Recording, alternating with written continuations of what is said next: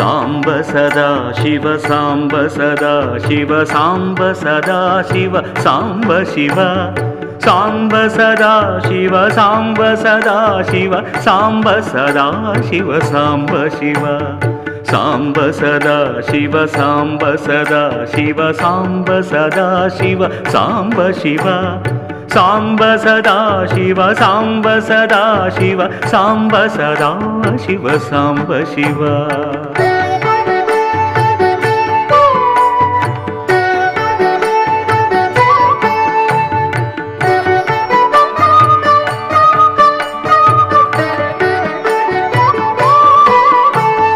अद्भुत विग्रह अमराधीश्वर अगणित गुणगण अमृत शिवा आनंदामृत आश्रित रक्षक आत्मानंद महेश शिवा इंदुकलाधर इंद्राधिप्रिय सुंदर रूप सुरेश शिवा ईश सुरेश महेश जनप्रिय केशव सेवित कीर्ति शिवा उरगाधिप्रिय उरग विभूषण नरक विनाश नटेश शिवा ऊर्जित दानव नाश परात्पर आर्जित पाप विनाश शिवा ऋग्वेद श्रुति मौलि विभूषण रविचंद्राग्नि त्रिनेत्र शिवा नृपनामादि प्रपंच विलक्षण ताप निवारण तत्व शिवा लुल्ली स्वरूप सहस्र करोत्तम वागीश्वर वरदेश शिवा लूताधीश्वर रूप प्रियकर वेदांत प्रिय वेद्य शिवा साम्ब सदा शिव साम्ब सदा शिव साम्ब सदा शिव साम्ब शिव साम्ब सदा शिव साम्ब सदा शिव साम्ब सदा शिव साम्ब शिव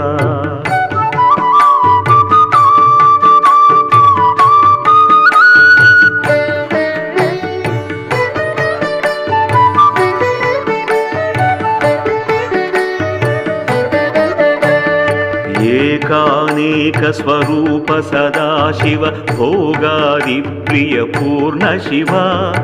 ऐश्वर्याश्रय चिन्मय चिद्घन सच्चिदानंद सुरेश शिवा ओंकार प्रिय उरग विभूषण क्रींकार प्रिय ईश शिवा औरसलालित अंतकनाशन गौरी समेत गिरीश शिवा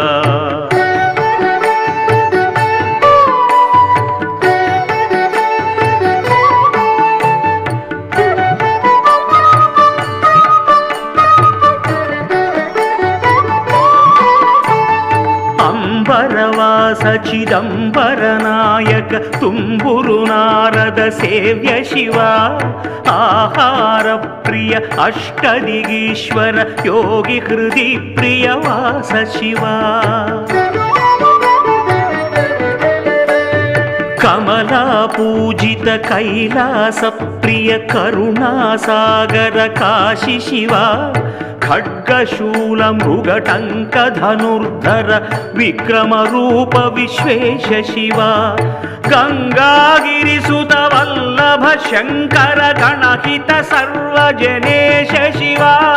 घातक भंजन पातक नाशन दीन जन प्रिय दीप्ति शिवा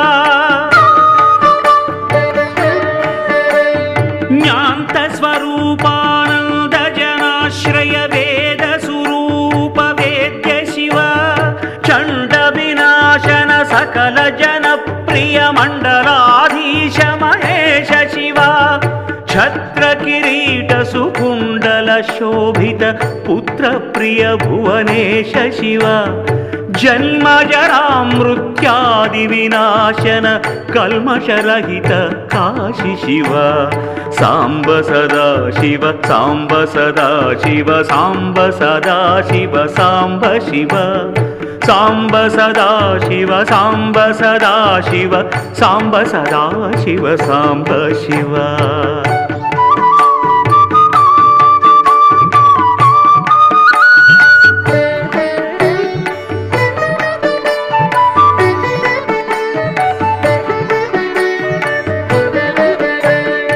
झङ्कार प्रिय भृङ्गिरिटि प्रिय ओङ्कारेश विश्वेश शिव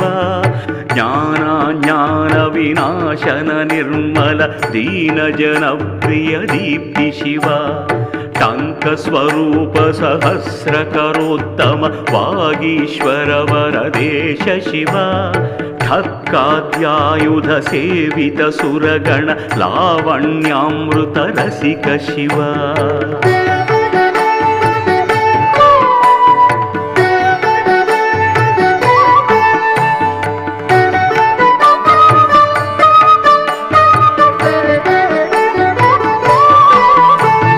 दंभ विनाशन डिंडिम भूषण अंबरवास चिदेश शिवा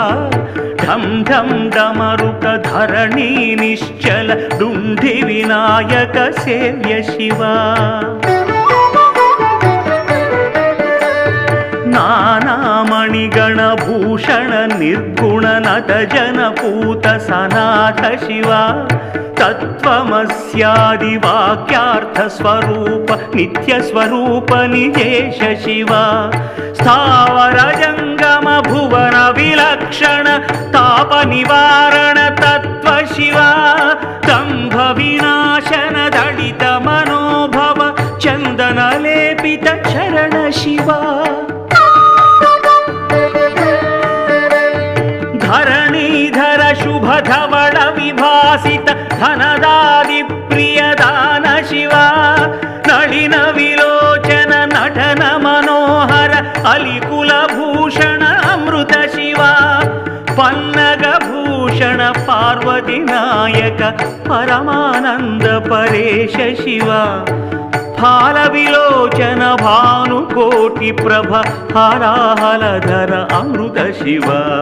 सांब सदा शिव सांब सदा शिव सांब सदा शिव सांब शिव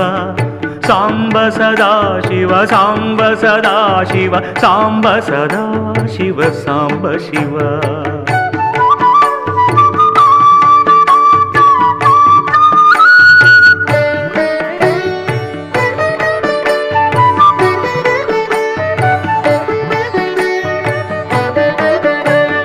बंध विमोचन बृहती पावन स्कंदादि प्रिय घनक शिवा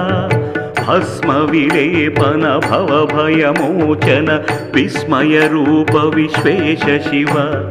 मन्मथनाशन मधुर नायक मंदर पर्वतवास शिवा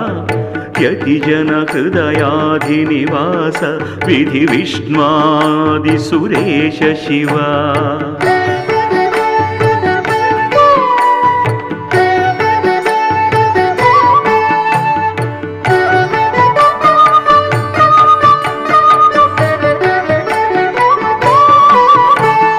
रामेश्वर पुर रमण मुखाम्बुज सोमेश्वर सुकृतेश शिवा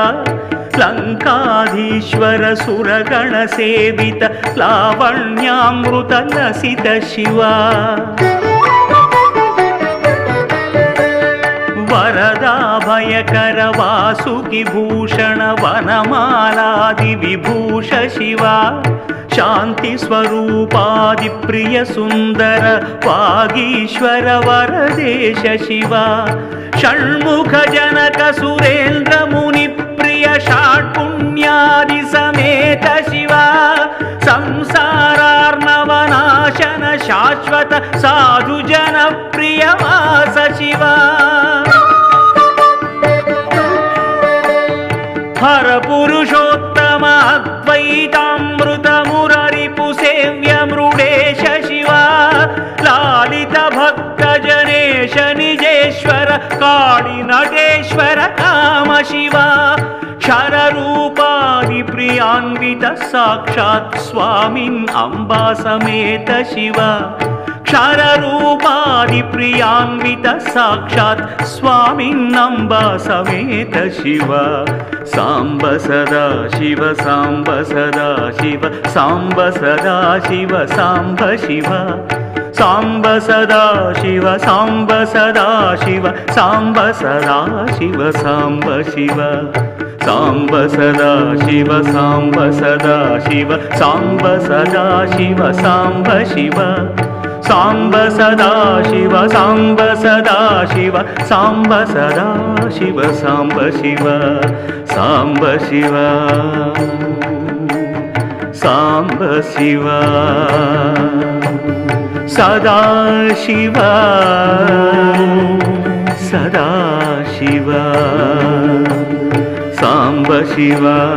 सदा शिव साम्ब शिव सदा शिव साम्ब शिव सदा शिव ब्रह्ममुरारिसुरार्चितलिङ्गं निर्मलभासितशोभितलिङ्गम् जन्मज दुःखविनाशकलिङ्गं तत्प्रणमामि सदा शिवलिङ्गम् देवमुनिप्रवरार्चितलिङ्गं कामदहन करुणाकरलिङ्गम् रावणदर्पविनाशकलिङ्गं तत्प्रणमामि सदा शिवलिङ्गम्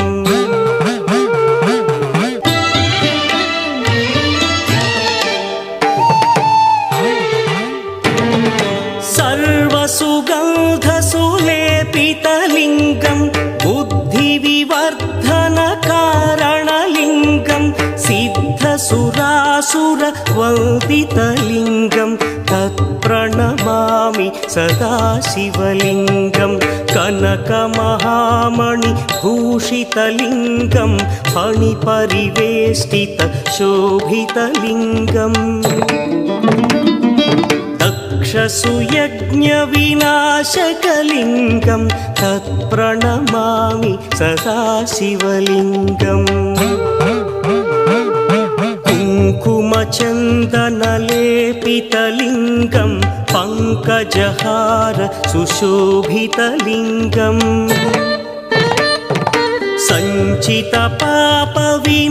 सञ्चितपापविनाशकलिङ्गं तत्प्रणमामि सदा शिवलिङ्गम्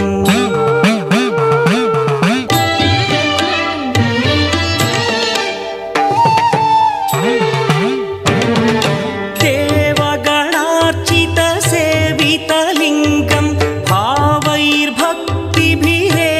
च लिङ्गं दिनकरकोटिप्रभाकरलिङ्गं तत्प्रणमामि सदा शिवलिङ्गम् अष्टदलोपरिवेष्टितलिङ्गं सर्वसमुद्भवकारणलिङ्गम् अष्टदरिद्रविनाशनलिङ्गं तत्प्रणमामि सदा शिवलिङ्गम् सुरगुरुसुरवरपूजितलिङ्गं सुरवनपुष्पसदार्चितलिङ्गम् परमपदं परमात्मकलिङ्गं तत्प्रणमामि सदा शिवलिङ्गम् त्रिदलं त्रिगुणाकारं त्रिनेत्रं च त्रियायुधं त्रिजन्मपापसंहारम् एकबिल्वं शिवार्पणम् त्रिशाखैः बिल्वपत्रैश्च अच्छिद्रैः कोमलैः शुभैः तव पूजां करिष्यामि एकबिल्वं शिवार्पणम् कोटिकन्या महादानं तिलपर्वतकोटयः काञ्चनं शैलदानेन एकबिल्वं शिवार्पणम् काशीक्षेत्रनिवासं च कालभैरवदर्शनम् प्रयागे माधवं दृष्ट्वा एकबिल्वं शिवार्पणम् इन्दुवारे व्रतं स्थित्वा निराहारो महेश्वरा नक्तं हौष्यामि देवेश एकबिल्वं शिवार्पणम् रामलिङ्गप्रतिष्ठा च वैवाहिककृतं तथा तटाकादि च सन्तानम् ఏకబిల్వం శివార్పణం అఖండబిల్వపత్రం చ ఆయుతం శివపూజనం కృతం నామ సహస్రేణ ఏకబిల్వం శివార్పణం ఉమయా సహ దేవేశ నందివాహనమేవ చ భస్మలేపన సర్వాంగం ఏకబిల్వం శివార్పణం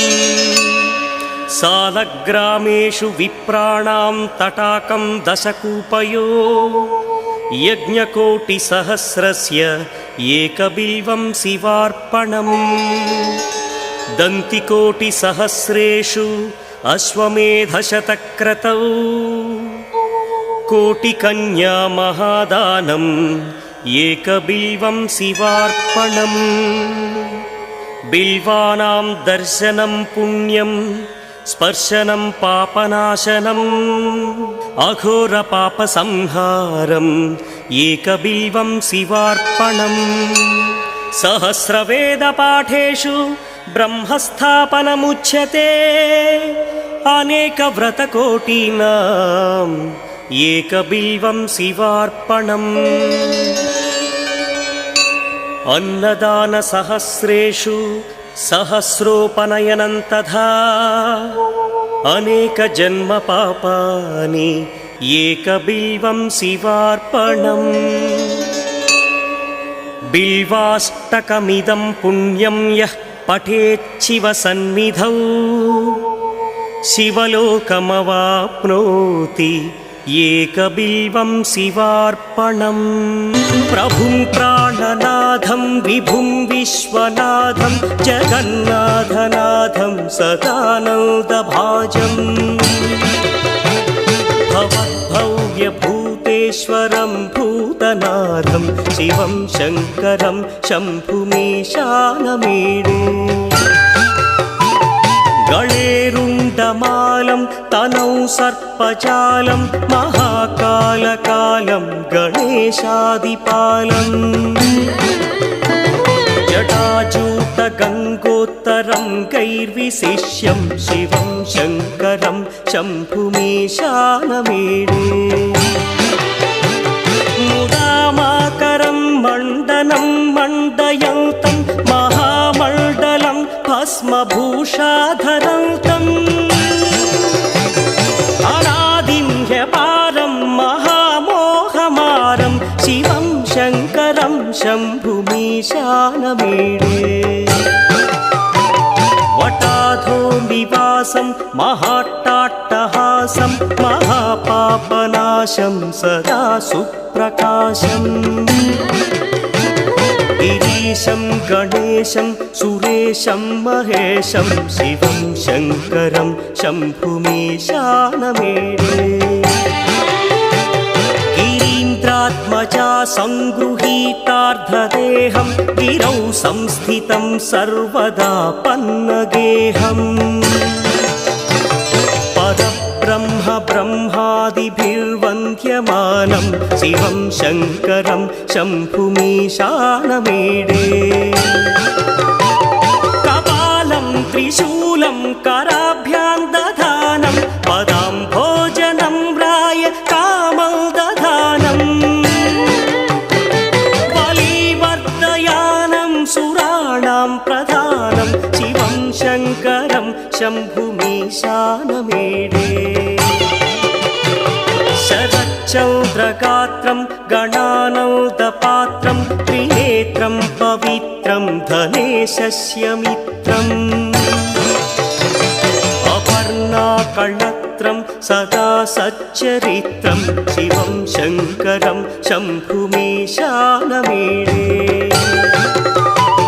హరం సర్పహారం చితాభూవిహారం భవం వేదసారం సదా నిర్వికారం శ్మశానే వసంతం మనోజం దహంతం శివం శంకరం శంభుమీశానమీడే స్వయం యః ప్రభాతే నరశూలపాణి పఠే స్తోత్రరత్నం త్విహ ప్రాప్య రత్నం సుపుత్రం सुधान्यं सुमित्रं कणत्रं विचित्रैः समाराध्य मोक्षं प्रयाति शङ्कराय शङ्कराय शङ्कराय मङ्गलं शङ्करी मनोहराय शाश्वताय मङ्गलम् शङ्कराय शङ्कराय शङ्कराय मङ्गलं शङ्करी मनोहराय शाश्वताय मङ्गलम्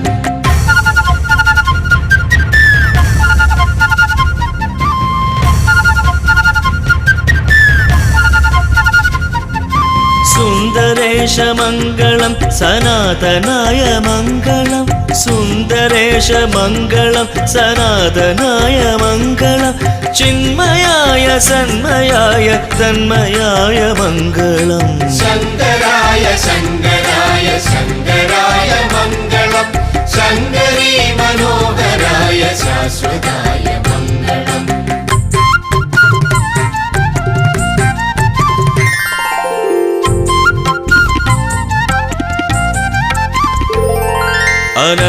अनन्दरूपमङ्गलं चिरन्दनाय मङ्गलम् अनन्दरूपमङ्गलं चिरन्दनाय मङ्गलं निरञ्जनाय मङ्गलं पुरञ्जनाय मङ्गलम् शङ्कराय शङ्कराय शङ्कराय मङ्गलं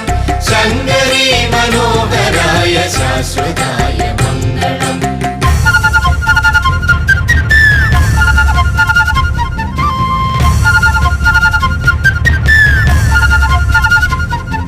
अचञ्चलाय मङ्गलम् अकिञ्चनाय मङ्गलम् अचञ्चलाय मङ्गलम् अकिञ्चनाय मङ्गलं जगज्जीवाय मङ्गलं नमः शिवाय मङ्गलं शङ्कराय शङ्कराय शङ्कराय मङ्गलं शङ्करी मनोहराय शाश्वताय मङ्गलम् शङ्कराय शङ्कराय शङ्कराय मङ्गलं शङ्करी मनोहराय शाश्वताय मङ्गलम् शङ्कराचार्यवर्यम् श्रीशङ्कराचार्यवर्यम् सर्वलोकैकवन्द्यं भजे देशिकेन्द्रं श्रीशङ्कराचार्यवर्यम् सर्वलोकैकवन्द्यं भजे देशिकेन्द्रं श्रीशङ्कराचार्यवर्यम् धर्मप्रचारेति दक्षम् योगी गोविन्दपादाप्तसन्न्यासदीक्षम् दुर्वादिगर्वापनोदम् पद्मपादादिशिष्यालि संसेव्यपादम् श्रीशङ्कराचार्यवर्यम् सर्वलोकैकवन्द्यं भजे देशिकेन्द्रं श्रीशङ्कराचार्यवर्यम् शङ्काद्रिदम्भोलिलीलम् किङ्कराशेषशिष्यालि सन्त्राणशीलं बालार्कनीकाशचेलम् बोधिताशेषवेदान्तगूढार्थजालं श्रीशङ्कराचार्यवर्यम् सर्वलोकैकवन्द्यं भजे देशिकेन्द्रं श्रीशङ्कराचार्यवर्यम् रुद्राक्षमालाविभूषम् चन्द्रमौलीश्वराराधनावाप्ततोषम् विद्राविताशेषदोषम् भद्रपूगप्रदं भक्तलोकस्य नित्यं श्रीशङ्कराचार्यवर्यम् सर्वलोकैकवन्द्यं भजे देशिकेन्द्रं श्रीशङ्कराचार्यवर्यम् पापाटवीचित्रभानुं ज्ञानदीपेन